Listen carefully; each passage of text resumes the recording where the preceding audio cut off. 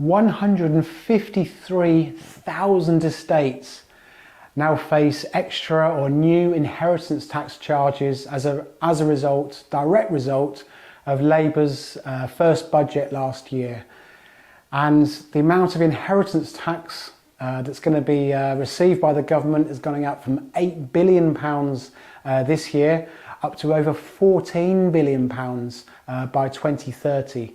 And remember, inheritance tax has been going up and up and up pretty much forever, and there's going to be a tsunami of estates and inheritance tax over the next few years as a result of this budget. And you know that with property prices in BS9, you know, the average detached house is over £1 million now, and with household wealth, there's about 42% of household wealth is in pensions, £3 trillion of pensions in the UK. The result of that is a huge issue, significant amount of inheritance tax to be paid over the next few years if nothing is done. So don't accept that. You know, take action, take advice. There's some difficult decisions to be made over the next couple of years in terms of when the Labour's budgets actions start coming in over 2026 and 2027. So start having those conversations now with your advisor. Start thinking about the solutions. Start taking action, because ultimately inheritance tax is a voluntary tax. You know, you don't have to pay it if you take action, if you do the planning right. So that's really the kind of the main crux of today's talk. But let's just rewind back. How did we get here in terms of the Labour budget? So obviously they've inherited what they say is a dire economic backdrop from the Conservatives. We know about the black hole, the famous £40 billion black hole that they've inherited. And so Rachel Reeves, when she came in the autumn, her main goal was to bring the financial plans of the UK back onto a stronger footing, to get it back, to bring back confidence to the UK in terms of financial plans. And she brought about a lot of tax increases in the autumn, which I won't go through all of those, which she hoped would bring a lot more stability to the UK's financial system. The most famous change was the fiscal rule, was the stability rule, which by 2030 her aim is to ensure that we're only spending what we get in, which kind of seems fair enough really, and only borrow for capital expenditure to grow the UK economy over time. So that was the main kind of crux of what she was trying to achieve. The problem was that 7 days after the budget, Donald Trump came in, causing a lot more kind of unpredictability and uncertainty. We had a lot of bad news, pretty much a constant flow of bad news from the budget all the way through to the new year. You know, growth rates were cut in half, inflation was still around, pretty much every financial metric that you could see was negative. And that brought us through to the spring statements, where the cynic in me would see that you know, her plan had only lasted 6 months and she had to kind of change it to bring back her fiscal rule back to where it was. So she had to find I think £14 billion in the spring statement to bring back the what she wanted by 2030. So a lot of cuts to welfare and cuts to government spending, clampdowns on tax avoidance, that kind of thing. So you know, we've not had a great news over the last few years, not had a great time, and then we had Donald Trump unpredictably announcing global tariffs, which created global trade wars. We've got other actual wars around the world, and that's created market chaos over the last couple of months. And just as an aside, you know, if you're concerned about your pension investments or your ISA investments, just remember the golden rules of investing. Make sure that you're fully diversified. You know, our recommended portfolios are spread across different sectors, different asset classes, different geographies, and that can really reduce the risk of your ISA and pension investments. So even during this kind of volatile time, and improve your returns accordingly. Remember, active management is so important during volatile, uncertain times.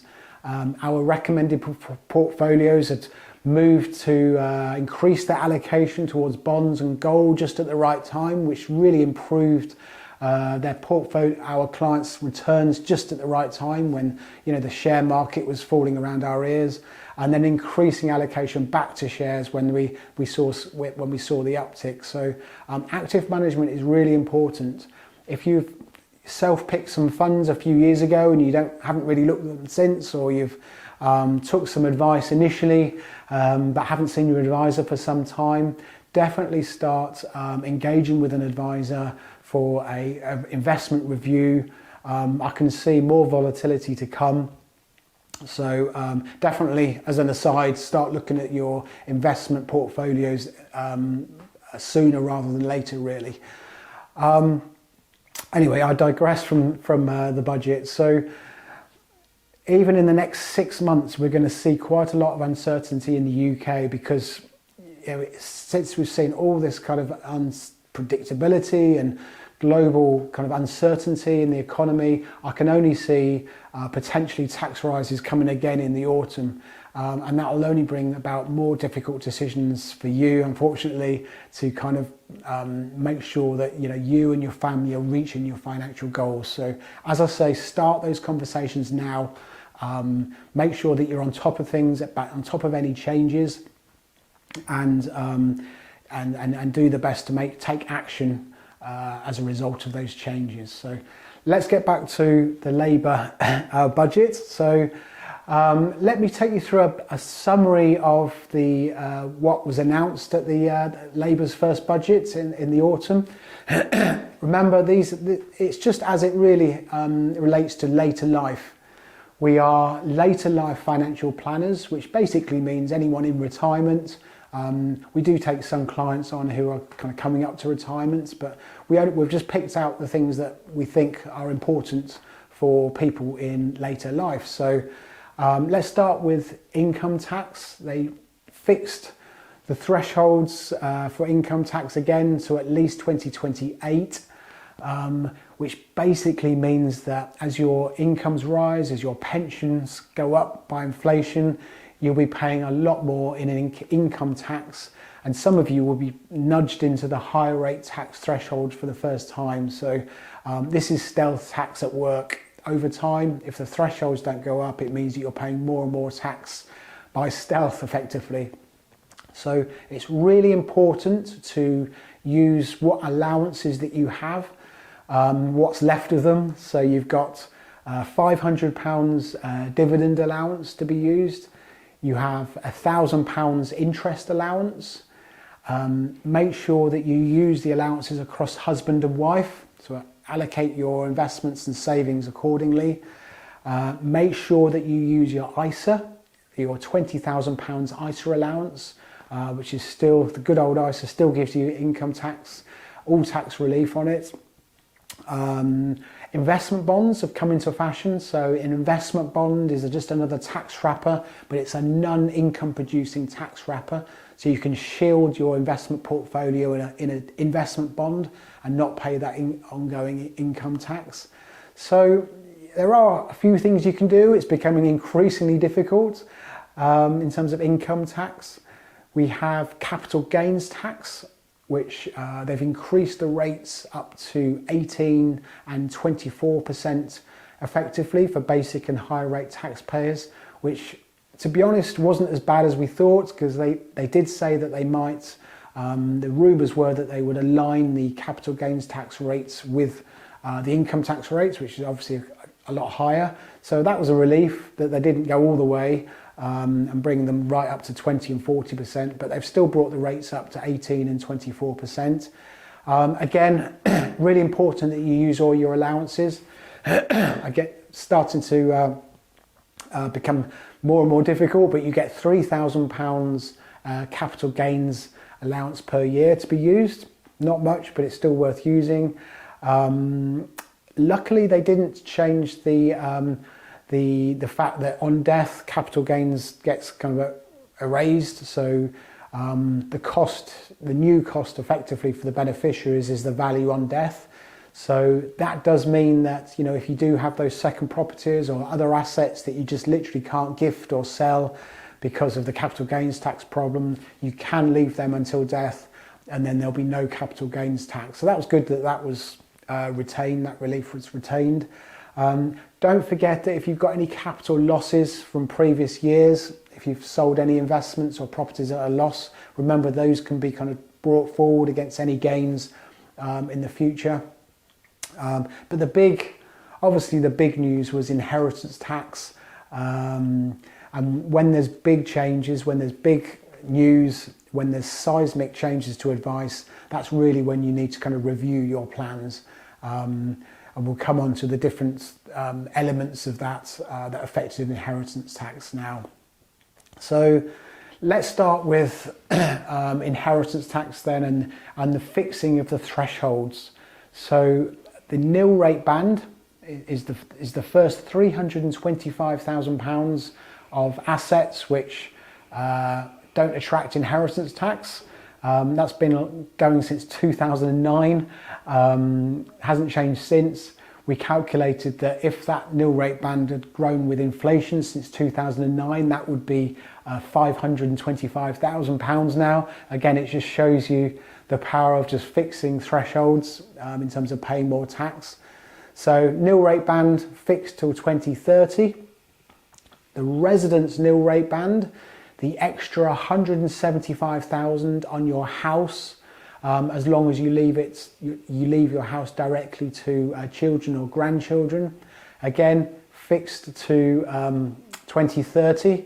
Again, let's just refer to the average house price in Bristol, northwest Bristol, over £1 million. So the more you go over the limits, the more tax you're going to have to pay. So, and then the other threshold which you need to think about is the £2 million threshold. So once your estate starts going over the £2 million, you start losing the residence nil rate band, the allowance on your house.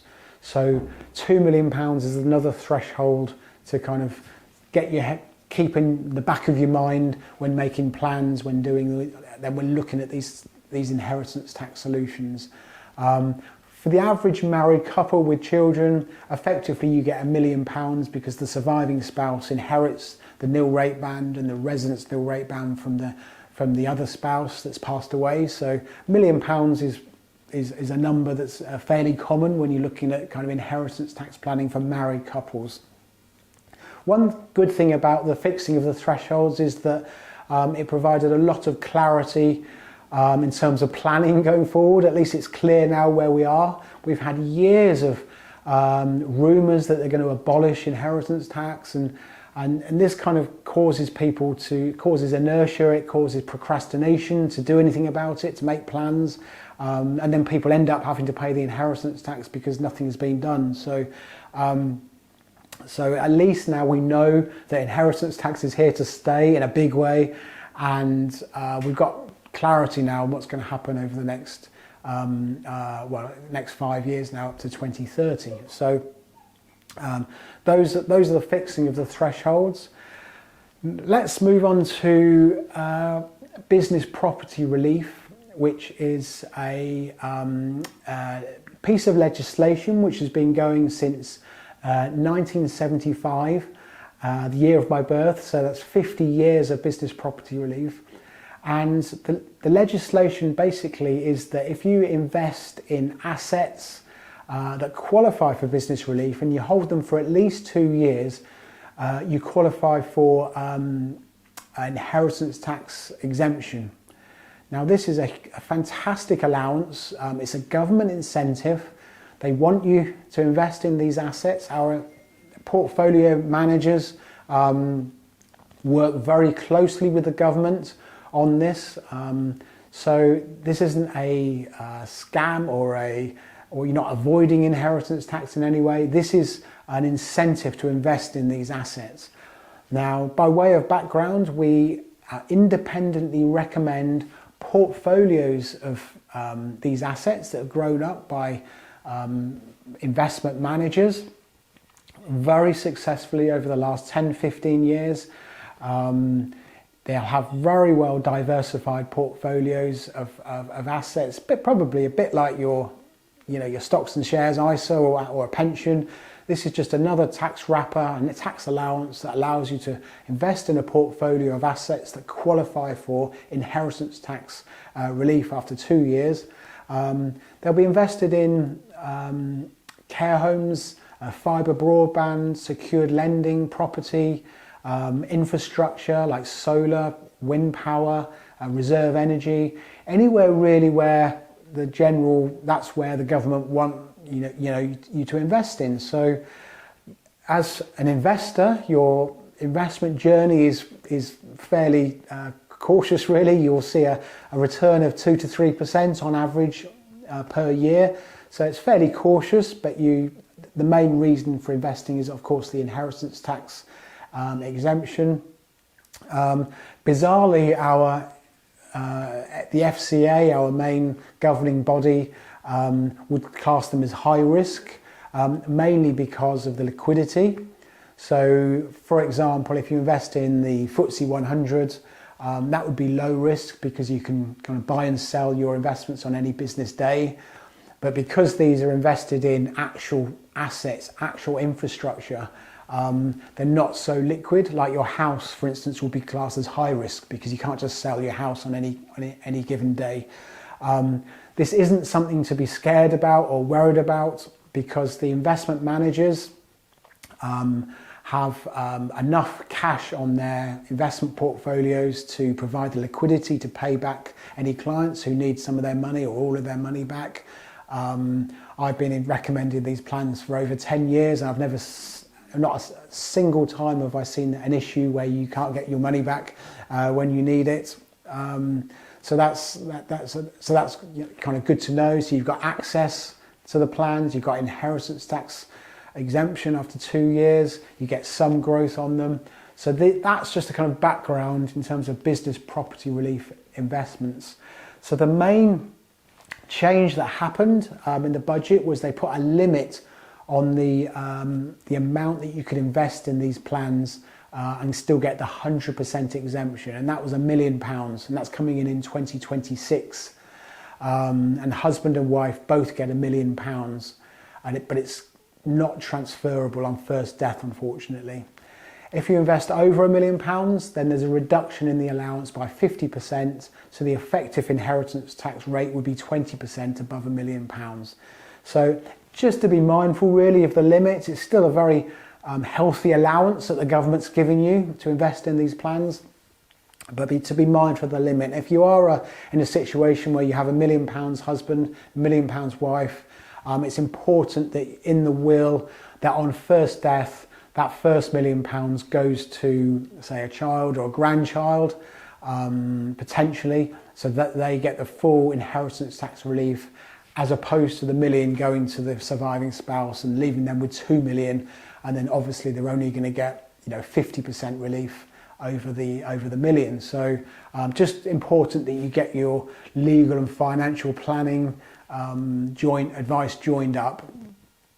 Okay, so that was the change in business property relief. And then just on that, similar to that, is inheritance tax-free ISAs or AIM portfolios in ISAs.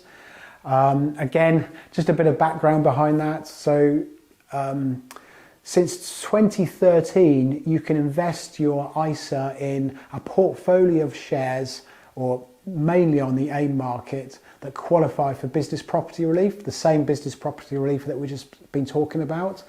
And that's proved really popular with many people because you'll have saved up your ISA over many years, completely inheritance tax-free, and then you pass away and then your beneficiaries end up paying 40% on that ISA. So in order to shelter your ISA even on death, It's become very popular over the last few years to invest your ISA in an AIM portfolio. Some of you might have cash ISAs, stocks and shares ISAs, can be invested in this, and then you would have had 100% exemption from inheritance tax, again, after just 2 years of holding. So the main change in the Labour's budget was they reduced the allowance, or reduced the relief by 50%. So the effective tax rate now, inheritance tax rate, is 20% now on those AIM portfolios, on those AIM ISAs. So a little bit annoying, I suppose, because the narrative is to invest in smaller companies, into UK growth companies, and that's made life more difficult now in terms of the AIM market, which has already struggled a bit over the last year or two, and just in terms of the UK economy, the backdrop.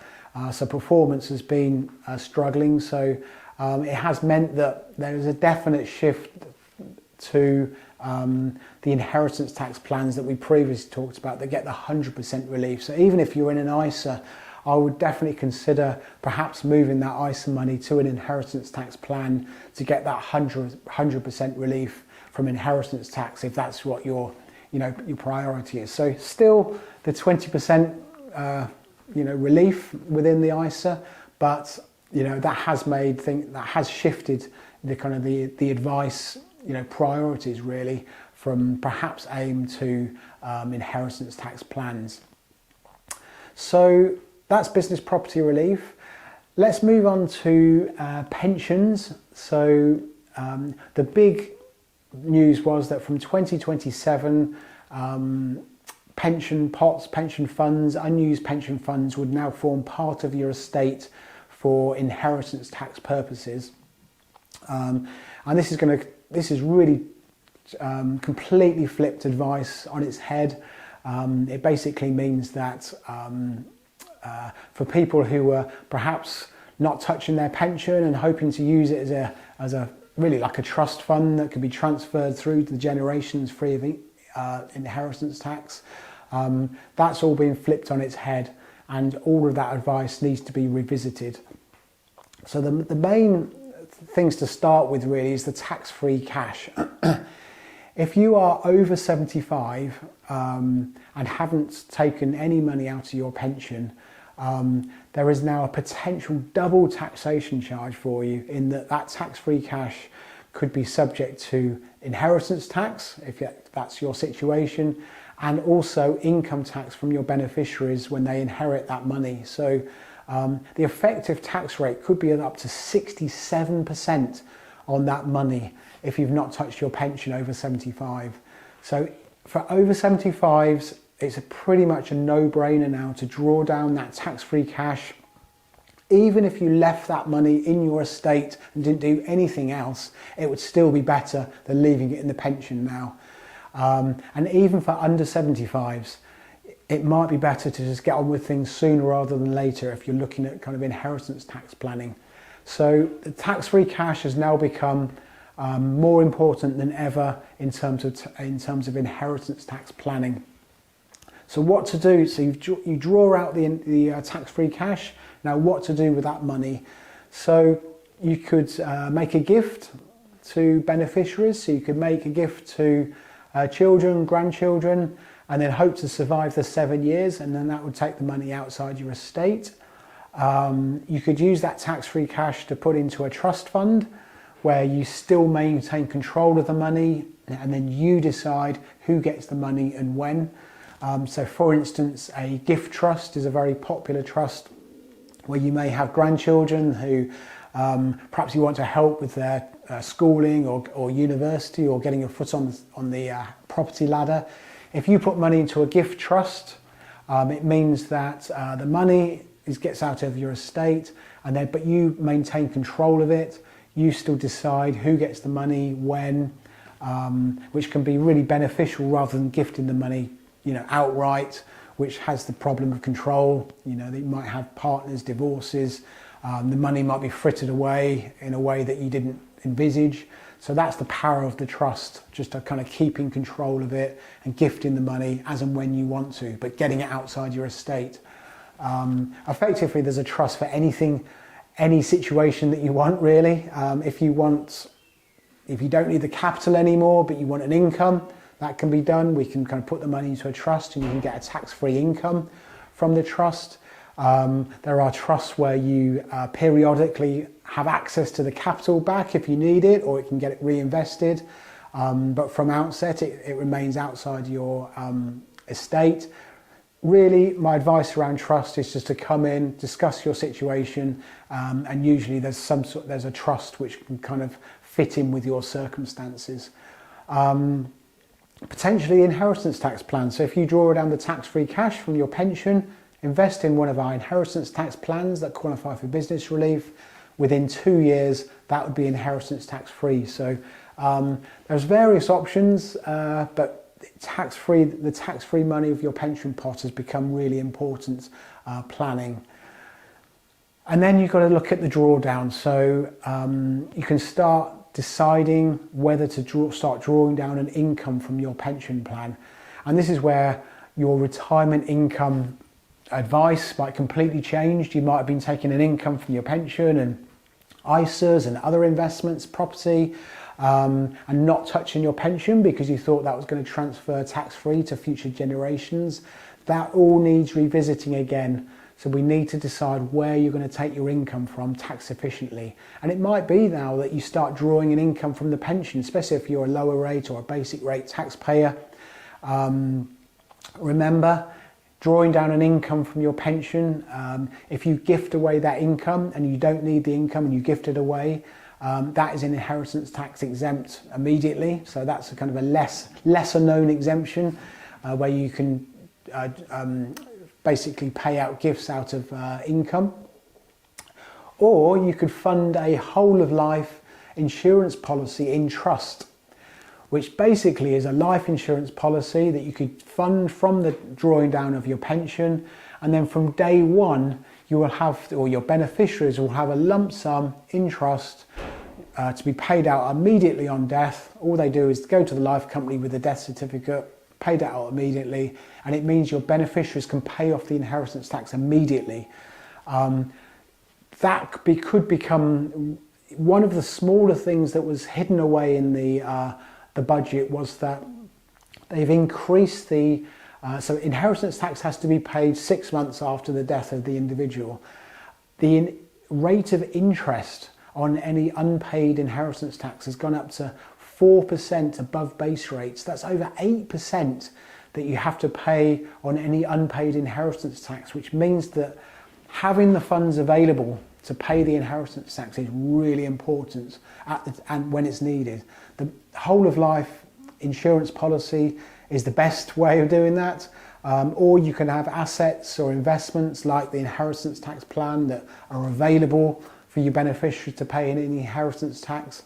And the advantage of that is not just speed and able to pay the inheritance tax without paying any interest charges, but also it might allow a family home or properties, things like that, to be retained by the beneficiaries, not have to sell properties at the worst time perhaps to pay the inheritance tax. So that's just something else to kind of consider. So we do have time, 2027, couple of years, but we need to start those conversations now. There are some things we don't know. So for instance, we don't know we don't know for sure yet whether the pension pots are included in your estate value for the residence nil rate band for the £2 million threshold. So that's it's inferred in the guidance, but we need to just get clarity on that in the legislation. And we also don't know whether pensions can invest in business property relief assets, for instance, the inheritance tax plans. So it kind of makes sense, doesn't it? If your pension invests in these plans, that you get the 100% exemption within the 2 years. So that's an ongoing consultation between the investment providers and the government as to whether that's the case or not. So that's worth looking at, reviewing ongoing. So and also there's a pension consultation ongoing, more to do with how all this is going to be implemented rather than whether it's going to be implemented. It's going to be implemented. But it's going to be, a lot of that is the complexity on how these estates are going to be organised, who's going to pay the inheritance tax, whether it's the pension providers or the assets or the executors. It does mean that there's going to be a lot more joined up advice needed even after death between the financial advisor side of things and your legal professionals. So still stuff we don't know. Watch this space. Again, start engaging with your advisor now, start having those discussions, and then at your review we can kind of start bringing to light some of these things that we're not quite, don't quite have the clarity on yet. Finally, really, the wills. So I would ensure that your wills are completely updated and in some cases upgraded. This is particularly the case if your estate, your combined estate is over 2 million. There is the potential to leave on first death your nil rate band into trust, and then also keeping the residence nil rate band intact. The result of that could give you benefits from the outcome of that could give you tax benefits. So if you do have an estate of over 2 million, speak to your solicitor or speak to us, and we can explore whether your wills need to be upgraded. As I mentioned before, if you've got business property inheritance tax plans like I talked about, if you've both up to the £1 million allowance, you definitely need on first death for that £1 million investment to drop to beneficiaries, children, grandchildren, rather than the spouse inherit everything and then end up having to pay inheritance tax on everything above £1 million. And don't forget charities. You'll all have causes and charities that you support. Remember, leaving gifts in the will to charities of your choice is 100% exempt without limit. You can leave specific sums. You can leave items like a property to a charity, or you could leave just a proportion of your residual estate to charity. The residual is basically after your estate after all your gifts have been made and after all funeral expenses and taxes have been paid on your estate. So you can leave gifts in the will to the charities, and that could be a valid inheritance tax strategy for you. Just remember to use only registered charities with the Charity Commission. Good practice to put the name and address and charity registration number on the will. Just be mindful that sometimes charities can come and go, so maybe have some alternatives in the will just in case your chosen charity doesn't exist anymore. And also remember, if your estate does have to pay inheritance tax, if you leave 10% of your net estate to charity, it does reduce your effective inheritance tax from 40% down to 36%. And there's specific wording in the will to ensure that happens. So that's a quick run through of what's happened in the budget and how it results to later life. There's still quite a lot of uncertainty. There's still a lot of difficult decisions for people to make over the next year or two. It's turned advice on its head, and it's meant that whoever you are, you need to revisit your financial plans. It's all coming in a time of incredible uncertainty and volatility in terms of your investments and your pensions. So I would take advice anyway, even if we didn't have to kind of be confronted by these new inheritance tax rules. I would consider getting in touch for just an initial chat, just to kind of see whether we can add value to your situation. If we feel we can, we'll invite you through to an exploratory first meeting to see if we can help. But as far as that goes, I'll leave you today. Thanks for joining me with this quick rundown of the later life Labour budget. Get in touch if you feel that you need to, or you feel worried about some of these different things, and we'll see you next time. Okay, thank you, bye.